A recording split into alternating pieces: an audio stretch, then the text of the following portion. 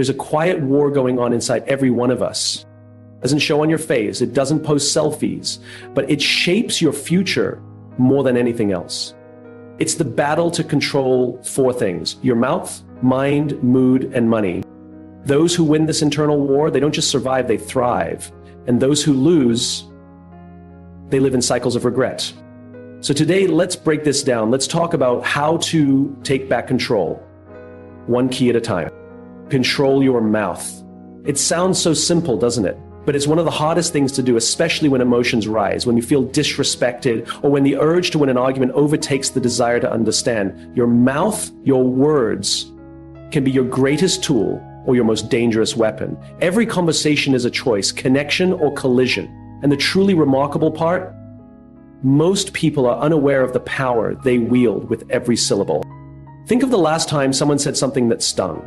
Not because it was loud or laced with profanity, but because it was sharp, dismissive, or cold. Maybe it was a joke at your expense that made everyone laugh except you. Maybe it was a backhanded compliment that left you questioning your worth. Maybe it was silence when you needed affirmation the most. Words don't need to shout to cut deep. They just need to be thoughtless. Research from Harvard Business Review confirms what we already feel deep down. Negative interactions carry 5 times the weight of positive ones. That means for every careless or hurtful word we say, it takes 5 acts of kindness to even out the emotional scale. So what happens in our homes, our workplaces, our friendships, when we're casual with criticism but stingy with affirmation? We erode trust. We chip away at safety. We replace peace with tension. In the moments when we don't filter our mouths, when we react instead of respond, we often tell ourselves we're just being honest. But honesty without empathy is cruelty in disguise. Being honest doesn't give us permission to be reckless. We forget that people aren't just hearing what we say, they're absorbing it. Words don't bounce off people, they soak in, they become beliefs. They become memories, they become fears. Now, think of a time when someone said something that lifted you. Could have been just a sentence, maybe even a single word, but it changed the way you walked into your day. Maybe someone told you they believed in you before a big presentation. Maybe a teacher pulled you aside and said, "You've got potential." Maybe a friend said, "I see you, I'm proud of you." Those moments matter. And they don't happen by accident. They happen when someone chooses to use their words not as a weapon, but as a bridge. If you want to lead, really lead, don't start by speaking louder, start by listening better. There's a deep strength in restraint. Leaders who control their mouths know that power isn't in domination, it's in understanding. People follow those who make them feel heard, valued, and safe, not those who bark commands, interrupt others, or speak just to fill silence. A wise leader learns to pause before responding, to ask before assuming, and to build before criticizing. And in our homes, where love should be the loudest voice, the tone we use can set the emotional temperature. You want peace in your family? Start with softness in your words, not weakness, softness. There's nothing weak about speaking with care. In fact, it takes far more strength to be gentle in frustration than it does to lash out. Raising your voice doesn't raise your authority, it just raises the walls people build to protect themselves from you. What's tragic is how often we damage the people we care about the most simply because we're comfortable. We say things to our partners, our kids, our siblings that we'd never say to a stranger. We justify our sharpness with, well, they know I love them. But love isn't just what you feel, it's what you show. And the mouth is often where that love is tested most. When someone leaves a room after talking to you, how do they feel? Empowered or diminished, encouraged or deflated, safe or walking on eggshells? Because at the end of the day, people rarely remember the exact words we said, but they remember how we made them feel. And the way we speak has a ripple effect far beyond that moment. One sarcastic comment can echo in someone's head for years. One word of belief can change the entire course of their life. Imagine a world where people spoke not just to express, but to uplift. Where every interaction became an opportunity to build instead of break. Where conflict wasn't fueled by ego, but diffused by compassion. That world begins with each of us. It begins every time we choose to pause, to breathe, and to speak with intention. The truth is, you never know what someone is carrying. Your words might be the only kind thing they hear all day, or the final blow after 100 wounds. Choose wisely, because the cost of careless speech is too high, and the return on thoughtful communication is priceless. There's a story of a man who carried a bag of feathers through a village. releasing one at each doorstep as he spoke rumors about his neighbor. Later, realizing the damage he'd done, he tried to collect all the feathers. But the wind had scattered them far and wide. That's the nature of words. Once released, they can't be undone. You can apologize, yes, but the impact lingers. So before you speak, ask yourself, is it true? Is it necessary? Is it kind? These aren't restrictions, they're filters. They help ensure that what we say creates value instead of harm. They remind us that words are not just sounds. They are seeds. What we plant will grow, for better or worse. Speak in a way that people want to lean in, not step back. Let your words be a source of warmth in a cold world, a light in someone's darkness, a bridge over troubled waters, because at the heart of it all, control over your mouth isn't about censorship, it's about consciousness. It's not about being silent, it's about being strategic. It's not about fear, it's about love. And the more you practice it, the more natural it becomes. With time, you'll start to feel the difference between speaking to be heard and speaking to heal. You'll find the courage to hold your tongue when anger flares and the humility to lift others when pride tempts you to tear them down. You'll discover that controlling your mouth isn't a loss of freedom. It's the path to deeper respect, richer relationships, and lasting influence. Because words can build or burn. And every time you open your mouth, you get to choose which one you'll do. Most people move through life as passengers in their own minds, unaware that they've handed over the wheel to fear, distraction, and negativity. They wake up already overwhelmed, consumed by thoughts they didn't choose. Worries gain momentum before they even have their coffee. A single doubt spirals into catastrophe, and by midday, they've played out every worst-case scenario in their heads, not because those things are real, but because their minds ran wild without guidance. That's not insight. That's not preparedness. That's chaos. And yet it's become normal. But just because something is common doesn't make it right. The truth is, the human brain wasn't designed to make us happy. It was designed to keep us alive. It's a survival tool programmed over thousands of years to notice danger before opportunity, to anticipate failure before success. It's always scanning the horizon for a threat, real or imagined. That's why we fixate on what might go wrong more than what could go right. And if we leave the mind unchecked, if we let it run on autopilot, we don't just live in fear. We start building our lives around it, and we start preparing for disaster instead of preparing for possibility. But here's the crucial insight. You are not your mind. You are the one behind the thoughts. You are the observer, the captain, the author of the story.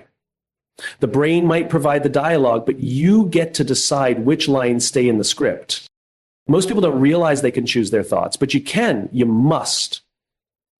Because every thought is a seed, and over time, those seeds grow into beliefs. Those beliefs shape your actions, and your actions shape your reality. So when you choose a thought, you're not just choosing what you feel in the moment, you're choosing the future you're walking toward. So what are you planting? Imagine for a moment you treated your thoughts the same way you treat your clothes. You wouldn't just grab anything off the floor and throw it on. You dress with purpose depending on where you're going. So why do we wake up and put on thoughts of worry, self-doubt, and failure without a second glance? Start choosing your thoughts with the same care. Pick ones that serve you, thoughts that empower you, thoughts that prepare you for the life you actually want to live. And just like dressing for the weather, there's preparation involved. You don't develop mental strength by accident. You train for it. You work at it. Feed your mind with ideas that challenge your comfort zone. Read books that expand your thinking, not just confirm it. Listen to voices that make you uncomfortable in the best way. Voices that stretch you, that make you question what you thought was true. Surround yourself with people who dream bigger than you, who don't laugh at your goals but ask, what's your next step?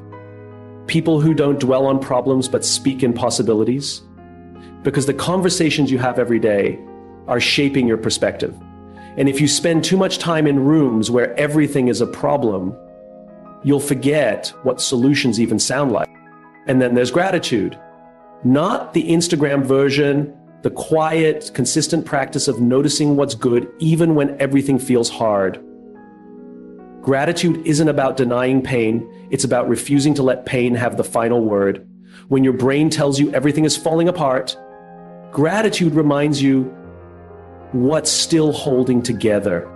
A Navy SEAL once said, "We don't rise to the occasion, we fall to the level of our training." That truth applies far beyond the battlefield. It applies in business, in relationships, in adversity. When pressure hits, when fear shows up, you won't suddenly become calm and focused. You will fall to the level of the habits you built when no one was watching. Your mindset in those moments will be a reflection of every decision you made beforehand. Every time you chose discipline over distraction, every time you recentered instead of reacting, every time you reminded yourself, this thought is not me. I get to choose differently.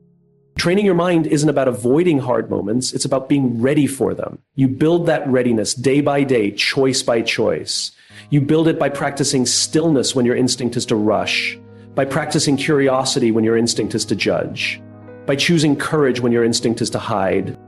This isn't about toxic positivity. It's not about pretending everything's fine. It's about understanding that even in darkness, you have the power to bring light, that even when fear whispers, you can speak louder, that even when the old wiring of your brain tries to drag you backward, you can rewrite the code, because the future doesn't begin tomorrow. It begins with your next thought. And then the one after that, and then the one after that. The power isn't in the thought itself, it's in the pattern. Train your mind to return to hope. Train it to expect resilience. Train it to find strength, even when there's no evidence for it yet.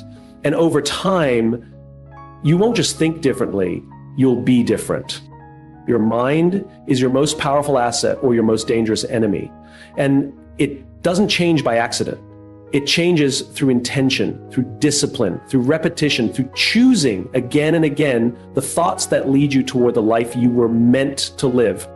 Every day you have a choice to be ruled by your mind or to rule it. Choose wisely, because your future is listening and it's being written one thought at a time.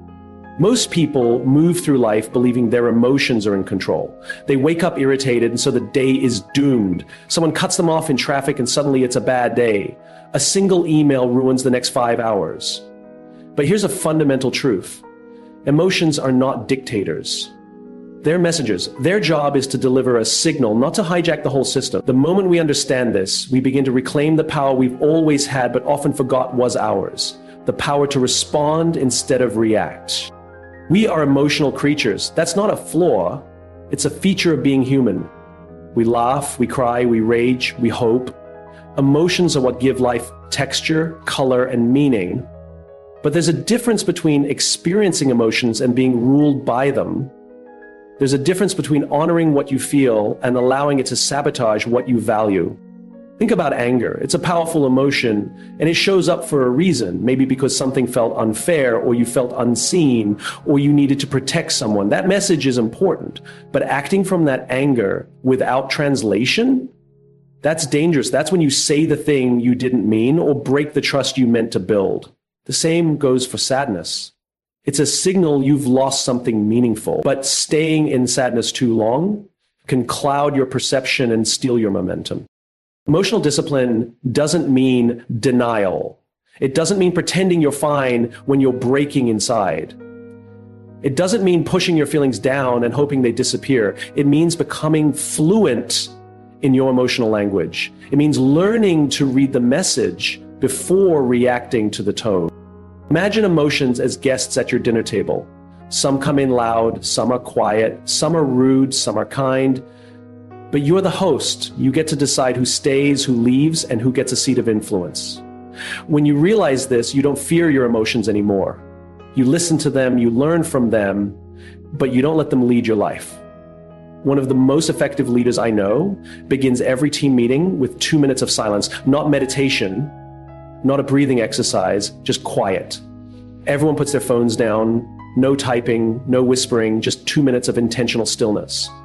The first time he tried it, the room was awkward. People shifted in their chairs, some glanced at their watches. But by the third or fourth meeting, something started to change.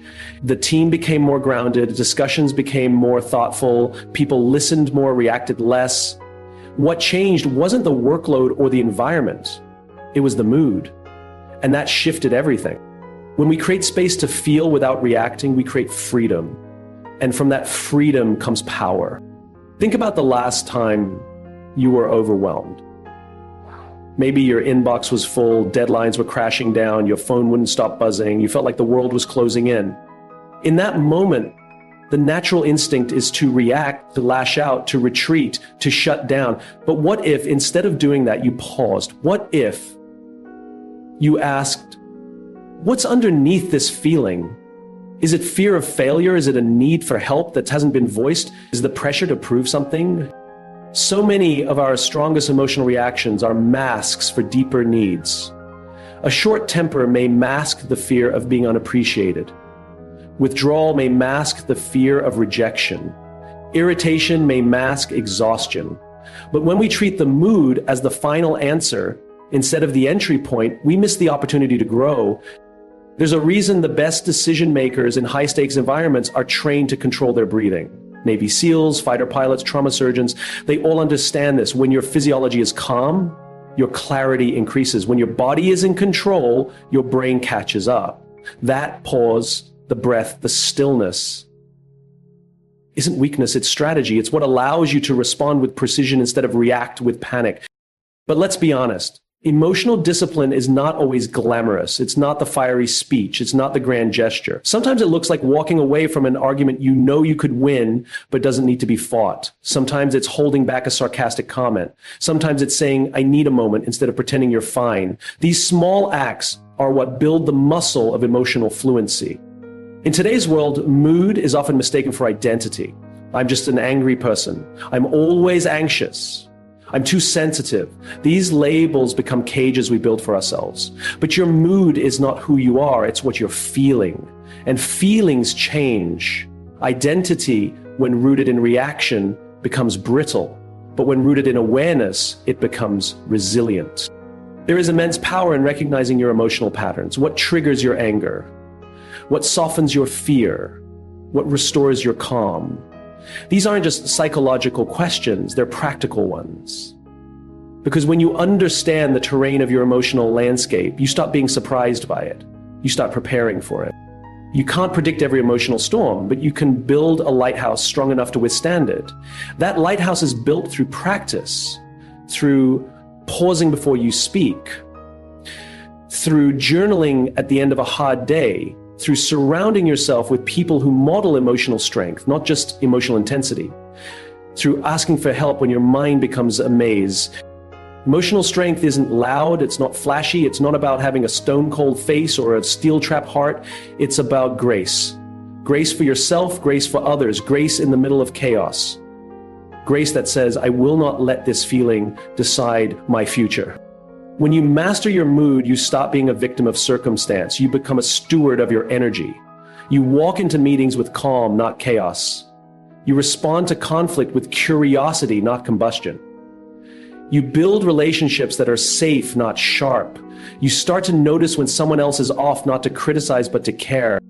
And in doing so, you become the kind of person people trust, not because you're always happy, but because you're always grounded, the kind of leader who can be the calm in the storm, the kind of friend who listens before fixing, the kind of human who leads not just with intellect, but with emotional wisdom. That's what mastering your mood gives you, not just peace of mind, but peace of presence. And when your presence brings calm to others, that's not just emotional control, that's emotional leadership. And the world needs more of that, now more than ever. Control your money or your money will control you. This isn't about greed or gain. It's about freedom. It's about the ability to wake up in the morning and choose. The ability to walk away from what doesn't serve you. The power to say yes, not because you're desperate, but because you're prepared. Most people think of money in terms of arithmetic, what you earn, what you spend, what you owe. But money isn't just about numbers. It's about meaning. It's about choices. Every dollar you spend is a vote for the kind of life you want. Every dollar you save is a step toward the future you're building. And every dollar you waste is a compromise, a delay, a detour from the life you say you want. When you look at someone's bank account, you're not just seeing transactions. You're seeing priorities. You're seeing patterns. You're seeing a story unfold, what matters, what's ignored, what's urgent, and what's not. And that's why controlling your money starts with awareness. Not obsession, not fear, but awareness. Every great journey starts with a map. If you don't know where your money's going, how can you ever expect it to take you where you want to be?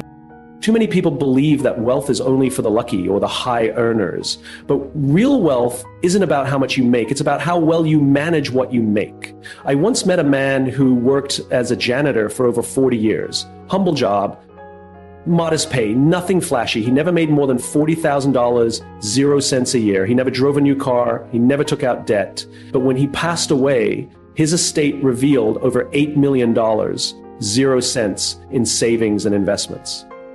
He never played the lottery. He played the long game. He invested consistently. He lived simply. And most importantly, he thought long term. He didn't just plan for retirement. He planned for possibility. We are constantly bombarded with messages designed to separate us from our money. Buy now, pay later. Treat yourself. You deserve it. But let's get honest. What do you really deserve? Do you deserve momentary pleasure at the cost of lasting peace? Do you deserve the high of consumption followed by the low of regret? Or do you deserve the freedom to breathe, to choose, to invest in your future instead of paying for your past?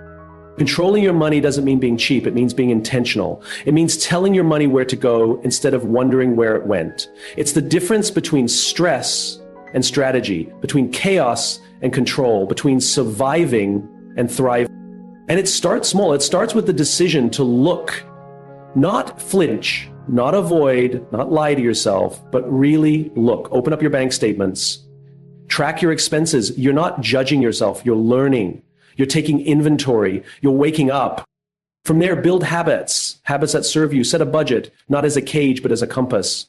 Automate your savings. Invest in what grows, not what depreciates. Create an emergency fund, not because you're paranoid, but because you're smart. Life is unpredictable, but you don't have to be unprepared. We don't rise to the level of our dreams, we fall to the level of our systems. And your financial system is either working for you or against you. The difference isn't in your income, it's in your discipline. It's in the daily choices you make when no one is watching. It's in the silent, boring, consistent work of being responsible, even when it's not fun. Because here's the truth, freedom isn't found in impulse, it's found in restraint. It's found in the ability to say not now, so that one day you can say now I can. It's found in the power to walk into opportunity without hesitation. Imagine being able to say yes to the trip, yes to the business idea, yes to walking away from a toxic job, not because the timing was perfect, but because your finances were. That's real power. That's what financial control gives you. It gives you space. It gives you peace. It gives you options. And when you're not stressed about money, you show up differently in the world. You're more generous, more focused, more present. You're not constantly distracted by the weight of what you owe or the pressure of living paycheck to paycheck. You're free to think bigger, to dream wider, to give more. So if you're feeling overwhelmed by your finances, start simple. Start with $1. Track it. Know where it went. Ask yourself if it aligned with who you want to be. And then do that again and again until clarity replaces confusion, until control replaces chaos. Money's not the goal. Freedom is, control is, peace is. But money is the tool. It's the leverage. And it responds to intention. Not income, not inheritance, intention. The world may never stop trying to take your money, but you get to decide who wins that battle. You get to choose whether your money is a source of stress or a source of strength.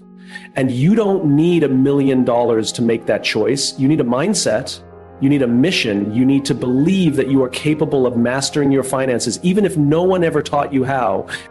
Because when you learn to control your money, you learn to control your life. You walk taller, you breathe deeper, you stop living in fear and start living in freedom, not because life is easy, but because you are equipped. And that is a kind of wealth no paycheck can buy. Control is often portrayed as a solitary pursuit. We talk about discipline like it lives in a vacuum, as if willpower alone can carry us through every challenge. But control, true control, is never isolated. It breathes in the air around us. It pulses through the people who share our space, our time, our conversations. You want to understand what's shaping your life? Start by looking at your circle, because who you're with is quietly sculpting who you become. It's easy to ignore. It's comfortable to believe we are immune to influence, that we can rise above, be different, think independently. But human nature resists isolation. We're wired for connection. And with connection comes exposure. Exposure to thoughts, to attitudes, to behaviors. And over time, those exposures compound. You don't become a pessimist overnight. You don't suddenly snap into bitterness or drift into mediocrity. It happens subtly, drip by drip, conversation by conversation, until one day you wake up and realize you've become like the people around you. Your words don't sound like yours anymore. They sound like theirs. Your thoughts, once bold and focused, now echo their doubts, their sarcasm, their excuses. Your ambition, your discipline, your joy, it either multiplies or dissolves in the company you keep. We've all felt it. You're in a room full of gossip and you feel the tug, the pressure to chime in, to belong. Or you're surrounded by people who roll their eyes at hard work and suddenly your own efforts feel naive. But put yourself in a circle where people talk about ideas, not people, where growth is the baseline, not the exception, and everything shifts. Your vision gets clearer. Your energy feels lighter. You speak with more intention. You move with more purpose. We often talk about our habits like they are choices made in private. But most of our habits are social. You eat like your friends. You spend like your peers. You prioritize what your environment celebrates. That's not weakness. That's psychology. That's biology. And that's exactly why you have to be deliberate, ruthlessly deliberate about who's in your life. This doesn't mean you cut off everyone who's struggling. This isn't about ego. This is about elevation, about stewardship of your potential. Think of your environment like soil. You can be the best seed in the world, packed with potential, full of promise. But if you're planted in toxic soil, you won't grow. You'll survive, maybe, but you won't thrive. On the flip side, rich soil doesn't just help you grow, it challenges you to grow faster. Surround yourself with people who talk about goals, not gossip, who remind you of your power, not your problems, who don't just clap when you win, but also call you out when you drift. That's love. That's leadership. That's a circle worth building. People often resist this. They say, but I've known them for years, or their family. But longevity doesn't equal alignment. Just because someone's been in your life a long time doesn't mean they deserve to stay at the center of it. Love people, yes. Be kind, always. But be selective about access. Your peace, your purpose, your power, they're too valuable to place in careless hands. Take a moment and ask yourself, who in your life makes you feel small? Who drains your energy? Who discourages your dreams? And then ask, who challenges you? Who stretches your thinking? Who lifts your standards just by the way they live? These aren't abstract questions. Your answers shape your trajectory. There are people who make you feel like you're too much when really they're just not enough. And there are people who make you realize you haven't even scratched the surface of who you can be. Seek those people, build with them, learn from them. We don't control the world. We don't control the economy. We don't even control the weather, but we do control our proximity. We choose who we invite into our inner world. That's not a passive choice. That's one of the most powerful decisions you make every day. Who gets your energy? Who gets your time? Who gets your ears? Sometimes the greatest transformation comes not from trying harder, but from changing your environment. A smoker who wants to quit doesn't do it by hanging out in smoking lounges. An entrepreneur who wants to grow doesn't spend every night with people who mock ambition. We mirror what we're near. The science backs this up. Studies show that our behaviors, whether it's eating healthy, saving money, or even how much we exercise, are profoundly influenced by our social network. If your closest friends gain weight, your odds of gaining weight increase. If your closest friends divorce, your own marriage is statistically more at risk. But the reverse is also true. Want to be more disciplined? Get around people who value discipline. Want to speak with more integrity? Surround yourself with people who hold truth as sacred.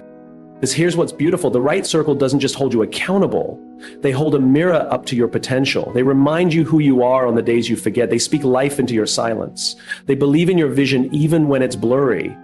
They don't just want to see you succeed. They expect you to. not from pressure, but from deep, unwavering belief. You'll know you're in the right circle when you leave conversations more focused, not more scattered, more energized, not more drained, more confident, not more insecure. And sometimes the right circle isn't the loudest, it's not the biggest, it might just be 2 or 3 people, but they're aligned, authentic, and all in on growth. So look around, audit your circle, not with judgment, but with clarity. Because your circle isn't just a reflection of who you are, it's a prophecy of who you are becoming. You want to rise? Tighten your circle. You want to evolve? Elevate your environment. Because in the end, the life you build will echo the voices you chose to keep close. Make those voices count. Make them reflect your future, not your fears. Because when your circle aligns with your purpose, you don't just control your environment, you ignite it. Life has a habit of catching us off guard. It doesn't consult our calendars or ask for permission before it throws its hardest punches. One day everything feels aligned, and the next you're grappling with news you never expected, consequences you didn't cause, or chaos you can't control. But here's the truth we all eventually face. We don't always get to choose what happens to us. We do, however, get to choose how we respond. And in that response lies our greatest power.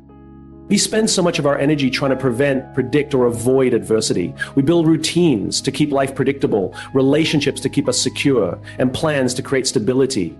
But even the best strategy can be blindsided. Even the most well-intentioned people can let us down, and even the strongest among us can feel completely undone by the weight of something unexpected. But here's the paradox. Strength isn't about shielding ourselves from hardship, it's about how we respond when it comes. There's a space between what happens to us and what we do next. That space is our power. Most people react without even realizing it. Something upsets them and they explode. Something disappoints them and they withdraw. Something threatens them and they lash out. But in doing so, they give away the one thing they actually can control: their response. The moment you let the world dictate your reaction, you surrender your power. The moment you decide to pause, breathe, and choose, no matter how hard it is, you reclaim that power. Imagine you're driving and someone cuts you off in traffic. It's a tiny moment, but you feel your blood pressure rise, your fists clench, your voice ready to curse. That's your first instinct, automatic, emotional. But if you hit the brakes, not just on your car, but on your impulse, something else becomes possible. You can choose calm over chaos, grace over grudge, control over collision. It's not about being passive, it's about being deliberate. Some of the wisest people in history faced unimaginable pain and loss, yet came out more composed, not less. Viktor Frankl, a man stripped of everything during the Holocaust, still held tightly to one thing: his ability to choose his attitude. That's the kind of control that can't be taken by force or broken by pain. It's the control of your own response. And it's more powerful than most people realize. Consider someone who's been betrayed by a close friend. The instinct might be vengeance or bitterness. But what if instead of reacting in anger, they chose to set a boundary, grieve the loss, and move forward with self-respect? They haven't ignored the pain. They've just refused to let the pain dictate who they become. That's the difference. Reaction is automatic. Response is intentional. Think about your own life. Think about the last time something didn't go your way. Maybe you lost an opportunity, received harsh criticism, or faced rejection. What did you do with that moment? Did you let it define you, or did you define yourself in it? The greatest leaders, the most resilient people, and the most inspiring figures in history didn't have perfect circumstances. They had practiced responses. They had trained themselves over and over again to pause in the face of pressure and choose who they wanted to be. That's the kind of control that elevates you. It doesn't just protect your peace, it shapes your character. Because how you respond to life reveals more about you than any talent, degree, or achievement ever will. Anyone can look good when things are going right. But who are you when everything is going wrong? Who are you when no one is watching? That's where your character is either forged or forgotten. And yes, it's hard. It's hard to remain kind when someone is cruel. It's hard to stay calm when you're being provoked. It's hard to act with integrity when you feel betrayed. But that's why it's meaningful. Because every time you choose your response instead of reacting on autopilot, you become stronger, you become more grounded, you become someone others can count on, not because life is easy, but because you've done the hard work of choosing control. Think of an athlete in the final moments of a close game. The pressure is intense, the crowd is screaming, and their body is on the edge of collapse. But the ones who succeed are not the ones who panic. They're the ones who have trained their minds to stay focused under pressure. It's not the absence of pressure that makes them great, it's their response to it. The same is true for you. Whether you're a parent navigating a tough conversation with your child, an entrepreneur facing a failing business, or simply someone trying to stay kind in an unkind world, your response is your power. And it's not a one-time decision, it's a habit, a discipline, a choice made again and again until it becomes part of who you are. So next time life hits you, because it will, pause, step back, ask yourself, what would the best version of me do right now? Not the version that's tired or hurt or angry, the version that's wise, the version that leads, the version that's in control. Then do that, even if it's hard, especially if it's hard, because that's where real strength lives, not in controlling the world, but in mastering yourself. You don't need to control everything to feel empowered. You just need to control one thing, your response. And when you do, no storm can shake you, no loss can break you, and no person, no matter how cruel, can define you, because you've already defined yourself. So control your mouth, because your words create your world. Control your mind, because thoughts shape destiny. Control your mood, because emotion without discipline is chaos. Control your money, because financial freedom starts with daily choices. Control your circle, because your environment either builds or breaks you. Control your response, because power isn't in control, it's in character. Control is not about domination. It's about discipline. It's not about being rigid, it's about being rooted. And the most powerful people you'll ever meet, they're not the loudest in the room, they're the most controlled within themselves. Now it's your turn.